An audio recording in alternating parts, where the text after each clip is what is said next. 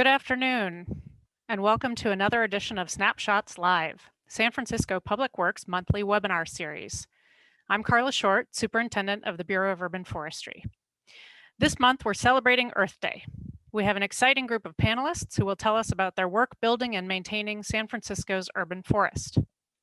As many of you know, I'm sure, San Francisco did not have many existing trees when it was settled. After the last ice age, the sea level dropped and the wind blew sand all over the city, creating the sandy soils we now have. Pre-development San Francisco was primarily scrub with a handful of oak trees sprinkled in.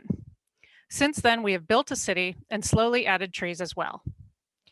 After the 1906 earthquake, palm trees were planted along Dolores Street medians as a symbol that San Francisco would recover. And now we have about 125,000 street trees. Today, we'll hear from Senior Integrated Pest Management Specialist Nikki Mixon, Friends of the Urban Forest Executive Director Dan Flanagan, Bureau of Urban Forestry Assistant Superintendent Nick Crawford, and Bureau of Urban Forestry Contracts and Grants Manager Jon Swae. Please feel free to enter your questions in the chat as they occur to you. We will save time at the end for Q&A.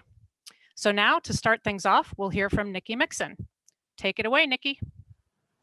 Thank you, Carla. So today I'm here to talk about some of the many benefits of trees. The first benefit that I'm going to discuss is air quality. Trees don't just produce oxygen, they literally clean the air, trapping and removing fine particulate matter on the surface of their leaves. This is especially important as we see the increase of poor air quality due to fires. Carbon sequestration, that is removing CO2 from the air and storing it in the woody tissue of the trees. There are different types of trees that store carbon differently, and it's great that that happens in the environment. Enhancing biodiversity. Some of this stuff is known as, habitat for birds and also creating pollen for some insects, but also this happens below the surface in the roots of the trees as well. As the roots of the trees decompose, some of the insects that are below ground actually eat those decomposing roots, which actually improves the soil profile. Stormwater retention. Trees actually slow down the rate of stormwater, which can be overbearing to our sewer systems. Trees help reduce runoff in several different ways. One way is they actually absorb the rainwater through the leaves and through the trunks of the trees, and also some trees can actually absorb up to 100 gallons, depending on the size of the tree. Enhancing public health. We all know about the physical part of enhancing health, but one of the things that trees also do is helps people out mentally as well.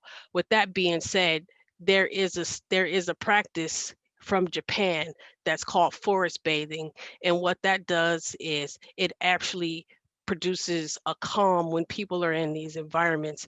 And now we have doctors that are actually prescribing this method to patients to reduce stress, which helps people out psychologically.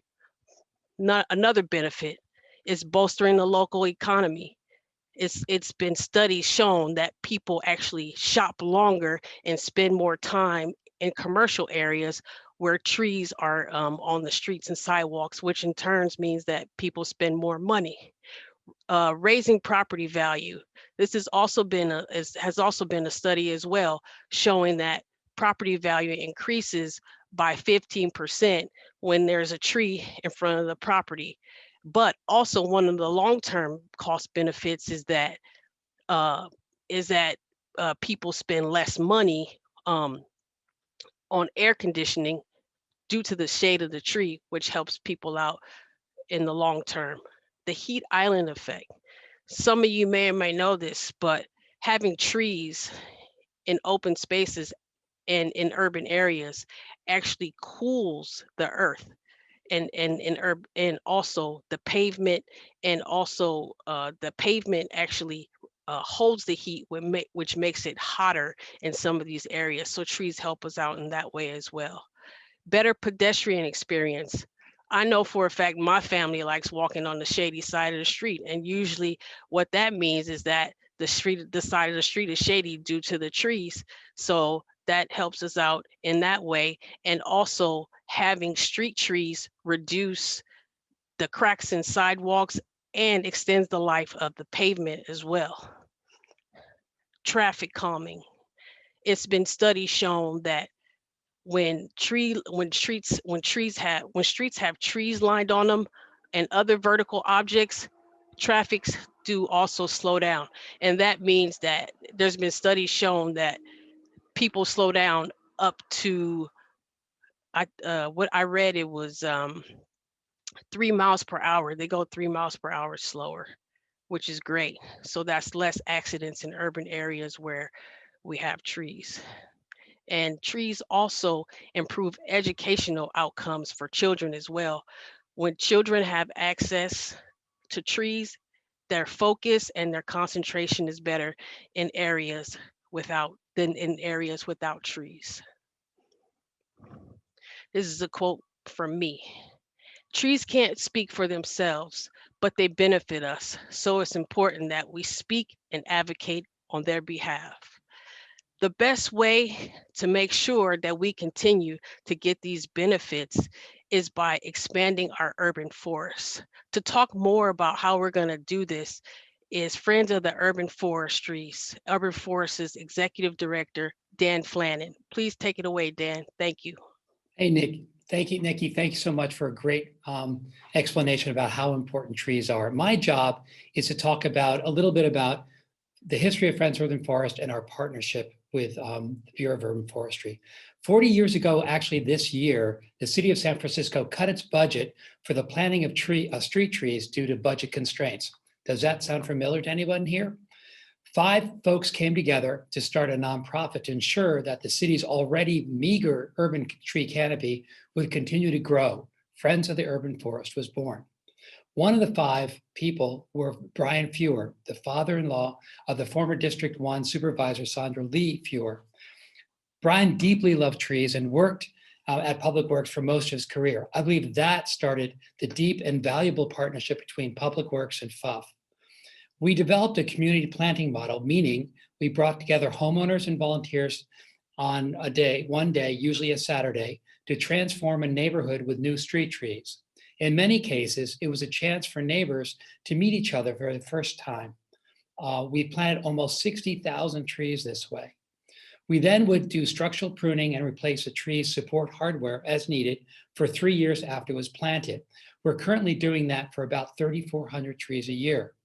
25 years ago, your own Chris Buck helped to start a program that we now call Green Teens. Green Teens is a job preparedness program for boys and girls between the ages of 14 and 18. They're paid minimum wage, and we train them in all aspects of arboriculture with a strong emphasis on tree pruning. Each year we have between 50 and 60 participants, and in a good year, they handle close to 25% of all of our pruning. About 7 years ago, we started something called our Green Crew, which is a workforce development program that now employs 5 young men and women ages 19 to 25 years old. From that program, we've now hired 4 graduates that are now full-time employees of Friends of the Urban Forest. About 12 years ago, we launched the Sidewalk Garden program to create what I call the understory of our urban canopy.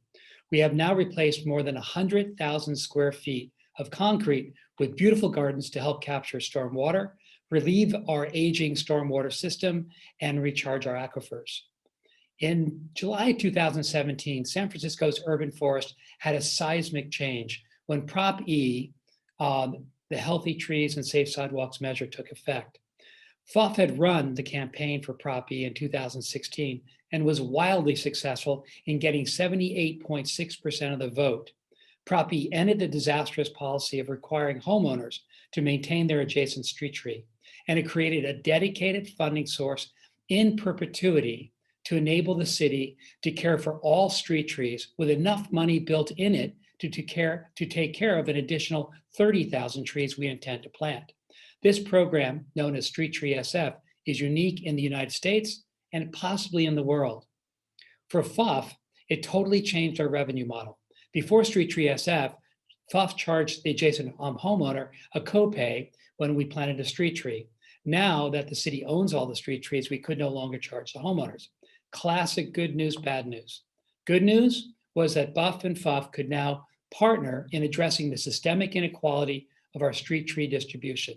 Carla Short wanted FUF to concentrate primarily on planting in underserved communities with very low tree canopy. Bad news was that FUF became heavily dependent upon the city funding to support our street tree program and care that we provide for each tree for the 3 years after it's planted until it's established and then becomes part of the Street Tree SF program. Luckily, we've been able to secure 3 separate grants from CAL FIRE, state organization, to help us plant in underserved communities. In July 2017, we started to focus on planting in the southeast and the western part of the city. Now was our chance to address the lack of trees in those communities. But we were not welcomed with open arms. The resistance to having trees was immense. 60% of the folks we reached out to did not want new trees adjacent to their homes. They did not trust the city to take care of them after they were planted. And in many cases, they thought the trees were just yet another example of gentrification of their neighborhood. That was a wake-up call for Friends of the Urban Forest. We were already hiring and training youth from those neighborhoods in our workforce development program and in Green Teens. We needed to do more. We needed to change how we conducted our community outreach. So we've been building our relationships with community partners and involving them more extensively in our plans to do work that affect their neighborhoods. This is an ongoing process. Years ago, we created a strategic plan in which we committed to diversify our staff. I'm proud to say that our full-time staff is currently at 50% of color. And if you include our part-time staff, it's 60%. Our board chair is a woman of color. Our efforts to reflect the diversity of this city will serve as an ongoing process. The next milestone in FUF history that I'll share with you today is March 5th, 2020. That afternoon, Carla Short, currently dressed as a tree, called me to say that Public Works would be canceling the Arbor Day planting the next day, but that FUF could probably go forward with their planting. By evening, though, we decided to cancel our planting as well. Within a week or so, we were all sheltered in place. We spent that whole week figuring out how to shut down the office and shift to working remotely. We also came up with a plan to continue to plant trees only with staff, no longer with volunteers, but we couldn't plant until the city said it was okay. We were finally able to proceed with staff-only tree planting on July 1st. At the same time, we began a program of watering trees that we planted for the first time in our history. We hope to continue that watering program, and we hope to water up to 500 trees this year. We're looking at expanding this program in the future. And just last Saturday, our most highly trained volunteers joined us for the first time in more than a year to plant trees in small groups. It was a great success, and we'll continue this new model of limited volunteer participation until we can return to our traditional model of community-based plantings every other week. So, in summary, we were started by an employee of Public Works. For the past 40 years, we've deepened our partnership with the Bureau of Urban Forestry. Our goal is to work alongside of BUF, raising awareness of the importance of trees, advocating for trees in City Hall, building our audience, including our 23,000 person email list, and in order to share the vitally important message of the importance of trees as a climate change solution. So as the saying goes, the best time to plant a tree is 20 years ago, and the second best time is today. So we are committed at Friends of the Urban Forest to working alongside our Public Works partners to plant those trees today for the future of health of our city. Thank you very much. So I'm going to turn it over to Nick Crawford. Hey, thanks, Dan.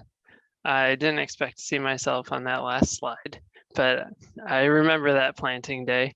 I am the Assistant Superintendent with the Bureau of Urban Forestry, and I take care of the trees and landscapes that are in the public right of way. And our role is specifically for trees and for landscapes, we see how those things go together really well. So it's our landscape team that's planting and watering trees, and our arborists that are caring for them over their lifespan, and our inspection team that is out looking for tree issues and responding to inquiries. They're also looking for places where we can plant trees. It's a really good integrated team, and I'm happy to be a part of it. So I'd like to talk a little bit about what we do specifically for watering. It's a crucial part of our work because if we didn't do it, these trees would not get going. So to give you a day in the life to talk through what we do, in the morning at 5 a.m., we've got our watering crew coming in, sometimes earlier. And you can see this is Omari. He's going to start his day with stocking his truck with watering bags, replacement watering bags, and tree ties that he'll use to restake things. And he'll head straight to the fire hydrant, fill up his truck with 150, 200 gallons, depending on the size of the tank. And then he'll go from tree to tree, putting in about 25 gallons, 20 gallons in the bag and 5 gallons in the basin. And the idea is for this watering bag that's got some holes at the bottom to slowly let that water sink into the soil. It's better that way because if he were to stand there and slowly water it in, it would take forever. And it also lets that soil percolate when it's probably heavily compacted with a lot of traffic. So one of our most common inquiries is when folks call up and say, hey, something's wrong with the watering bag. It's leaking out through the bottom. I need a new one. And it's a very common question because you might not expect how it works. The other thing is folks will say that, there's a big hole in the middle of it, but it's designed to go around the tree stakes. So in the course of a day, Juan and Omari and other folks on our team are reaching about 70 trees per day. It's pretty time consuming because they have to keep refilling, but it's incredible how much they get done in a week. If they're putting down that much water for all of the trees that we water, it totals 3 to 4 million gallons a year that we're applying. So you might ask, where's this water come from? From the hydrant, it's a potable water source, but we also have water that we are filling up from the Moscone Center, which is reclaimed water that comes from the basement. And we have another site that's coming online at UN Plaza that also uses reclaimed water. And I would love to do more of that. I think that's a really great opportunity to use other water sources. So how much does this cost? Each visit doesn't cost that much. It's about $10 per visit per week, but it really adds up over the establishment period of the tree. So if you're doing 52 visits in a year, that's over $500, and for 3 years, sometimes a little longer, it's $1,500 plus to establish a tree. So there's something that's unique to these California coastal cities, and San Francisco and LA, and cities in between have the same issue, but we just don't get enough rainfall in between the rainy periods. So it's usually 9 months without rain, and it's during the hottest and driest, longest days of the year. And that stresses out the trees a lot. It would be different if we lived in Portland or Seattle, where they get rain more days than not, it seems. I don't know if that's accurate, but they get a lot more rain than we do. We also don't have snow melt or things like that, which other cities do throughout the US. And we certainly don't have like summer rainstorms and winter rainstorms. So that's one of the reasons that's unique for us, where we really have to water, and it's a responsibility that we take very seriously. If a young tree doesn't get watered for, say, 2 weeks in a hot, dry spell, that could fry that tree, and the investment that we went through to plant it and all the watering visits that we made up to that point would be wasted. So that's something that if you are on the watering crew, you need to take time off. We have to pull in somebody else to help cover for that, because we can't afford to lose trees. If it's an older tree, more established tree, we definitely have more time for that. It could skip a week and be fine, or we can scale it back to every other week. But it's those younger trees we really care about.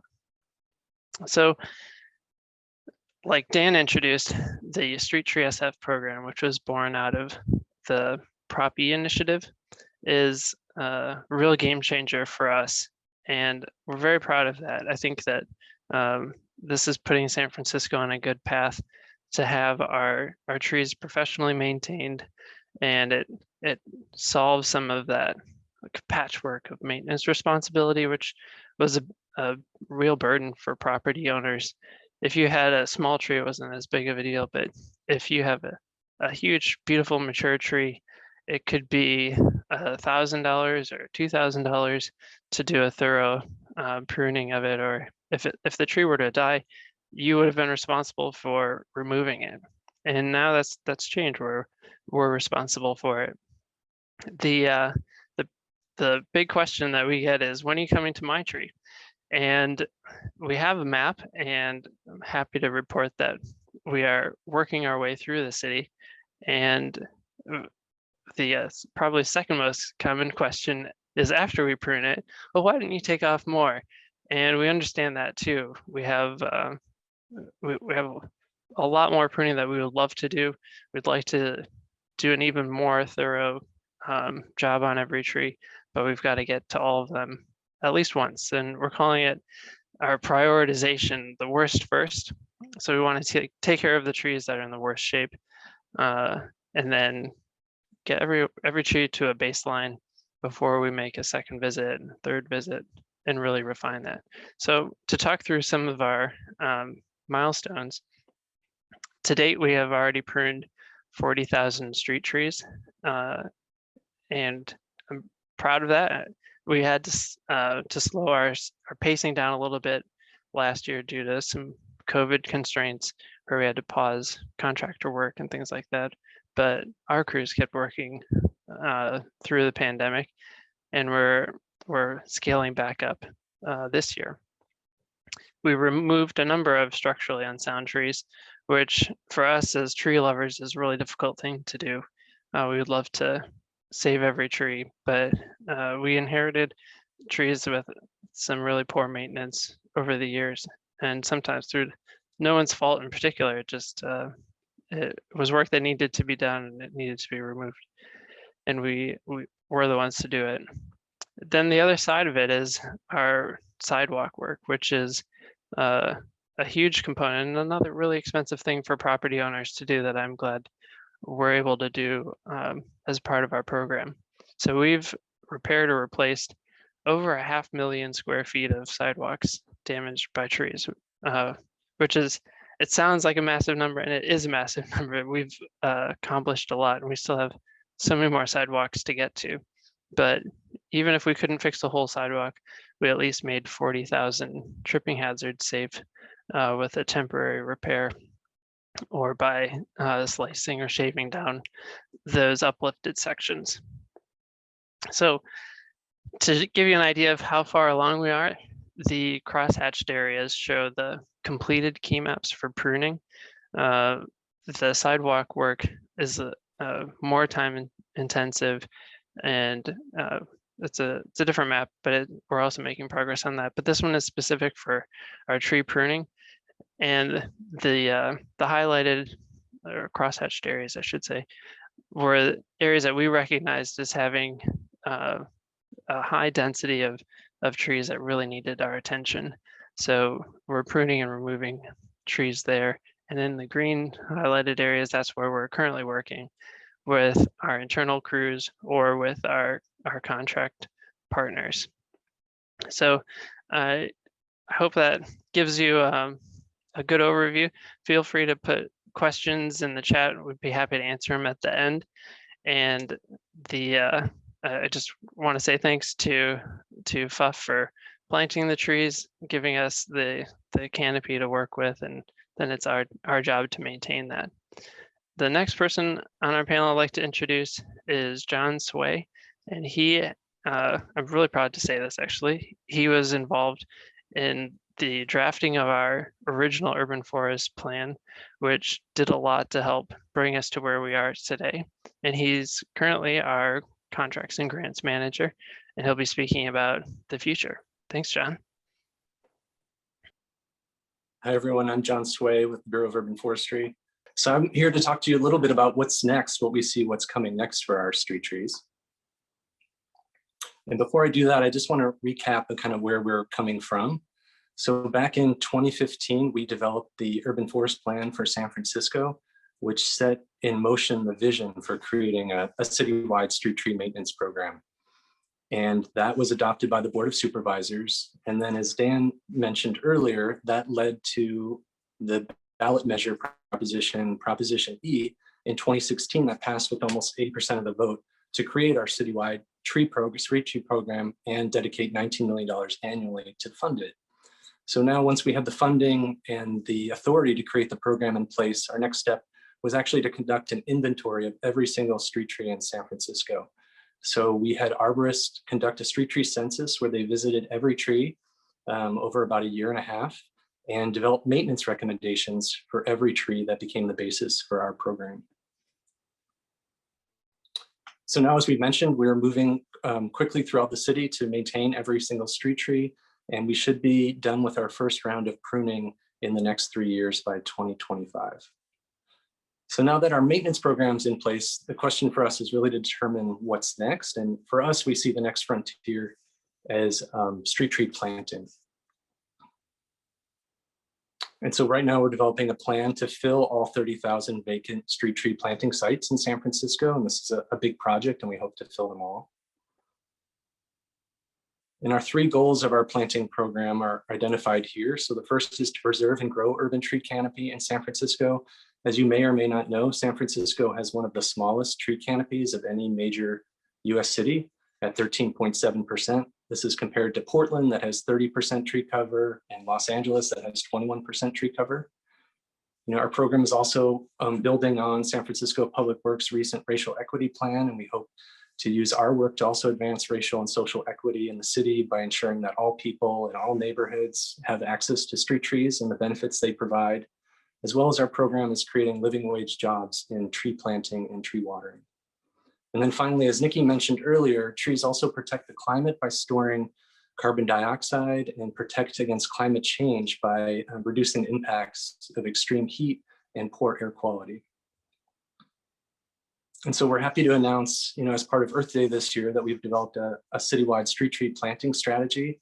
So this strategy identifies a goal for street tree planting in San Francisco. We're trying to reach 155,000 street trees from our current 125,000 street trees.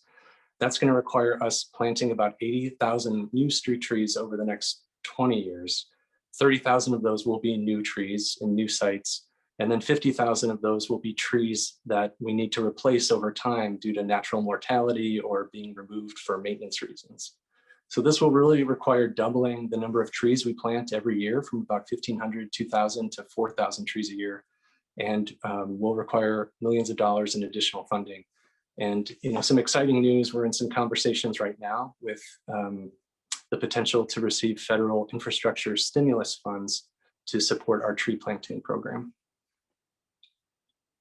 And then next, I just want to talk about a couple of new initiatives that the Bureau of Urban Forestry is working on. The first is our street tree nursery. So as we mentioned, our goal is, now that we have maintenance underway, to really scale up our street tree planting throughout the city. And so we're developing plans for a site for a street tree nursery. And we've identified this site on 5th Street in South of Market between Bryant and Harrison Street. And I'd say if there's any site that looks like it could really use some trees or greening, it may be this one. This is where the Bay Bridge touches down. And this is a large site that we think is desirable for trees because it has access to water, is open to the sky, and gets pretty good sunlight all day. And this is the vision, that we could really plant or grow 300 plus street trees at this site, and they would contribute to the pollution removal and carbon removal from the surrounding area. It also provide educational opportunities and volunteer opportunities in the neighborhood and throughout the city. And here's a vision for what it could look like on the ground. And I really want to give credit to the Bureau of Landscape Architecture, spent a lot of time with us working on these, and Andrew Sapon, who developed these beautiful renderings. The next initiative is our Urban Wood Program. So as Nick mentioned, since the start of our program, we've removed 7,000 trees as part of our maintenance activities. And the problem that we've discovered is most of what happens to these trees is they get chipped or mulched. And when the trees are chipped and mulched, they're prone to decompose faster, which releases the stored carbon back into the atmosphere. So really, we want to capture this wood and secure that carbon longer. So creating useful wood products that are beautiful and useful is our goal. So we could create, materials for outdoor classrooms, public open spaces, and parks, as well as creating lumber and wood that could be used to create benches, tables, or even in city building projects. And then the last initiative is our Bureau of Urban Forestry Field Station. This is our scientific research piece of our program. And right now we're engaging 3 young people in studying our urban forests, particularly looking at California native street tree species. So they're looking at coast live oak trees, Quercus agrifolia. We have about 450 of these trees growing throughout the city. And they're visiting each tree to identify what are the factors that contribute to the successful growth of these trees in a harsh environment, like our street environment. This is one beautiful gem of our urban forest. This is a coast live oak tree on 28th and Sanchez Streets. And if you're ever in the neighborhood, I recommend checking that out. And then finally, we're really happy to announce today, we're launching our San Francisco street tree map. You're the first to hear about it. So there's a link, the address is in the lower right of the screen, and we'll post it in the chat. But this will make all of our street tree data available to everyone through a really easy to use map where you can search by property address or species to find out information on the trees near your home or business, and also find out a schedule for pruning of that tree and species and size information. And I want to give credit to Joy DeFranza from our GIS program manager at Public Works, who's responsible for creating this map. Also a shout out to Ben Carlson from Friends of the Urban Forest, who really motivated us to get this finished. So thank you. And now I'm gonna pass it on to Ben, who's gonna handle the Q&A portion. Thank you, John, and thanks to the rest of our panelists as well for giving us that rundown on San Francisco's urban forest, as well as our efforts to grow and maintain it. My name is Ben Peterson. I'm on the Public Works Communications team, and I'm going to be facilitating the Q&A portion of today's webinar. If you have a question and you haven't submitted it already, feel free to do so either through the chat or the Q&A button at the bottom of your screen. We're going to try to get through as many as we can in the remaining 10 minutes that we have. The first question we got is from Vito Vanoni, and he is asking, I guess this might be best for Nick or Carla. He is asking, how do you choose which species of tree to plant for a specific location? What qualities do you take into account? Sure. We always try to plant the largest tree for each location because big trees offer the greatest benefits, but we don't want to put a tree that's not going to do well in a particular site. So if it's constrained for a number of reasons, like overhead power lines being one of the most common ones, we'll plant a smaller stature tree. And then our city has so many microclimates, it's a real challenge trying to put the right tree that will thrive in that location, but we're learning that, and we have a pretty well developed plant palette that we pull from. But there used to be a philosophy of planting the same street or same species on an entire street, and as soon as you have a problem with that species, then everyone is stuck with it. So we've learned to include a variety of species, and that's part of our philosophy. Great, thank you, Nick. And kind of piggybacking off of that question, here's one for you, Jon, about the Coast Live Oak study that we started doing a few summers back. What were some of the things that we learned from that initial study about the Coast Live Oak, how it grows in San Francisco, or what conditions are best for it? Yeah, well, we started off with a smaller sample of Coast Live Oaks, and I think what we were seeing is, public works jurisdiction is so big that, often we think about street trees, but we also maintain other areas like hillsides or portions of little open spaces.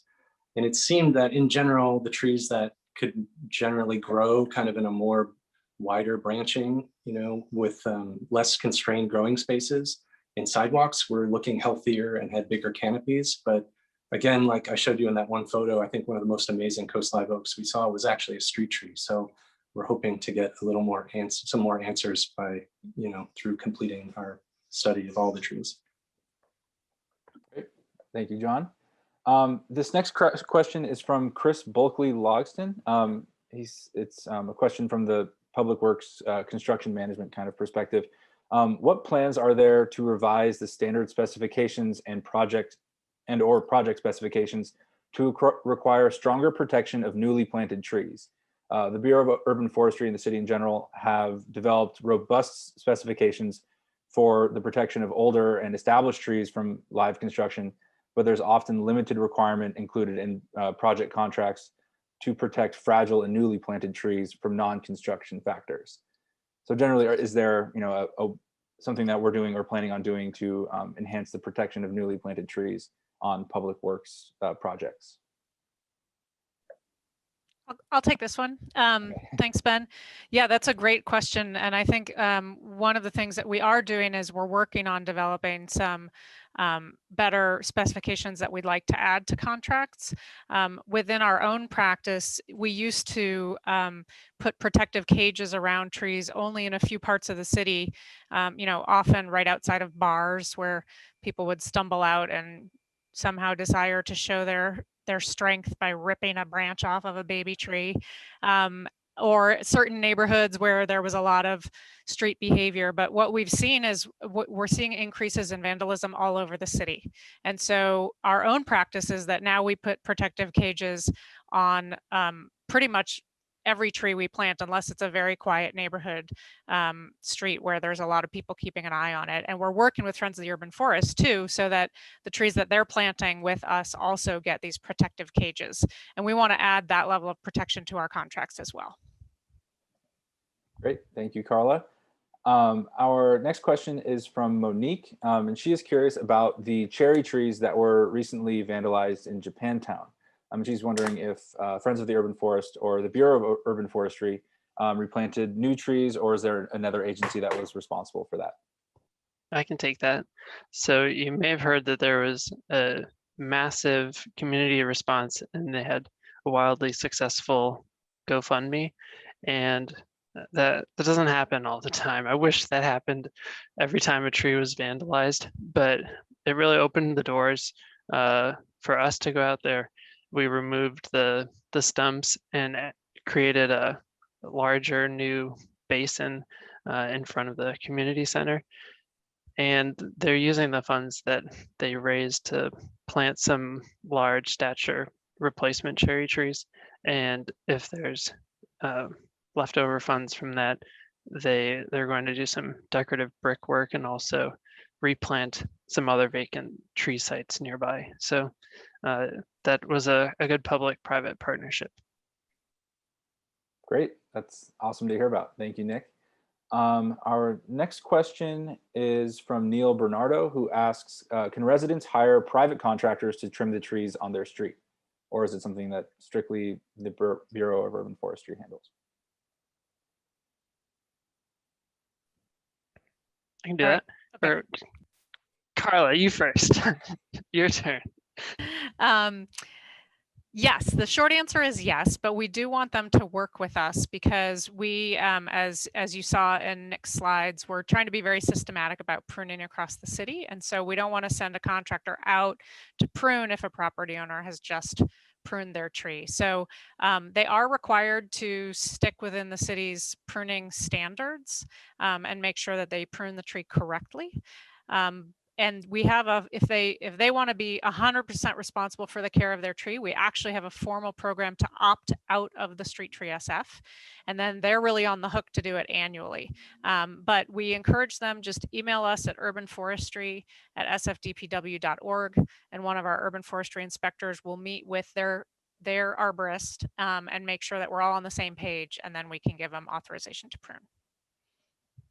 Perfect. Thank you, Carla. We have time for a couple more questions. This next one is for Dan. And you talked a little bit about volunteers and as well as your staff. And we're wondering, in normal non-COVID or pre-COVID times, what types of work did the Friends of Urban Forests volunteers typically help out with? Was it similar stuff that staff does, or are they kind of focused on a different aspect of work? Well, actually, pre-COVID times, we actually facilitate volunteers and homeowners to do most of the work. So let's start with tree planting. So on a Saturday, we intensively train anywhere. Right now, we have about 30 or 40 what we call planting leaders that have to go through an 8 to 10 week program. They have to go out and practice, et cetera. And they will go to a planting on a Saturday, the planting leaders, and we'll break up into separate groups. You know, we're planting about 100 trees at a pop just before COVID hit. So we'd have maybe 10 groups going out. We'd have a planning leader in each group with maybe 5 volunteers. And that planning leader would go off and teach the volunteers and homeowners how to plant a tree and make sure it's done correctly. Now, we also have a bunch of volunteers that do tree care, because we would go out twice a week and do tree care. And then with sidewalk gardens, same thing would happen once a month, sometimes twice a month. We would have a 3-day program where we take out a sidewalk, concrete for the sidewalk, amend the soil, and the 3rd day, everyone would come together, homeowners and volunteers, to plant.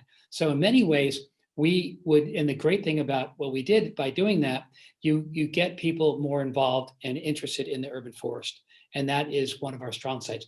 Last year, the last full year that we had pre-COVID, we had over 1,000 volunteers. Wow. Hopefully we can get back to, if not exactly that number, hopefully we can get up to that again sometime soon. Keep my fingers crossed. That is about all the time that we have for questions today. Thank you all for submitting them. I'm going to pass it back to Carla to give our closing remarks. Thanks, Ben. And thank you all for joining us for another exciting episode of Snapshots Live. We actually had more than 90 attendees today, and we hope you will join us again on the 3rd Thursday next month. Thank you, and happy Earth Day, everyone.